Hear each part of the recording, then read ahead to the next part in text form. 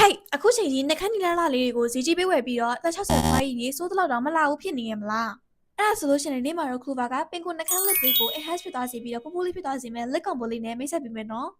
ဒီဆုံးအနေနဲ့ကိုဆိုးထားတဲ့နှက်ခမ်းနီလေးကို cleansing water လေးနဲ့ဖြတ်လိုက်ပါမယ်အဲ့ဒါပြီးသားလို့ရှိရင်တော့ကိုဆိုးမဲ့နှက်ခမ်းနီရောင်လေးပို့ပြီးတော့ထင်းထွက်သွားအောင်လို့ makeup လေးကိုသုံးပြီးတော့နှက်ခမ်းတစ်ဝိုက်ပေါ်မှာပုတ်ပေးလိုက်ပါမယ်ဒီနှက်ခမ်းနီရဲ့ base color လေးကိုတော့ jelly pop blush တွေကပန်းအောင်လေးကိုသုံးထားပါတယ်သူ့ကိုနှက်ခမ်းရဲ့အတွင်းသားလေးကိုဆိုးပြီးတော့လိုက်ပြီးတော့ဖြန့်ပေးလိုက်ပါမယ်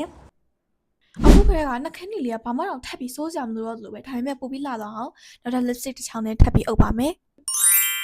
ဟာတီဟာကထွက်ထားတဲ့ moist cloudy lippy တွေကပန်းအောင်ရောင်လေးကိုနှက်ခမ်းအတွင်းထဲမှာဒီလိုလေးဆိုးလိုက်ပါမယ်နှက်ခမ်းရဲ့အတွင်းကိုဒီလိုမျိုးလေးဆိုးပြီးတော့အပြင်ပန်းကိုဒီလိုမျိုးလေးဆိုးပေးလိုက်မယ်ဆိုလို့ရှိရင်တော့ကိုယ့်ရဲ့ပွင့်ကိုနှက်ခမ်း shape ထပ်ပို့ပြီးတော့ကြီးလာတဲ့ပုံစံမျိုးလေးကိုရလာပါတယ်နောက်ဆုံးအနေနဲ့နှက်ခမ်းလေးကိုစိုးစိုးပြောင်ပြောင်ပူပူလေးဖြစ်သွားအောင်လို့ဟာတီဟာကထွက်ထားတဲ့ crystal glaze ဆိုတဲ့ဟာလေးကိုဆိုးပေးလိုက်လို့ရှိရင်တော့ဒီလိုမျိုးနှက်ခမ်းလေးကိုရသွားပါပြီနော်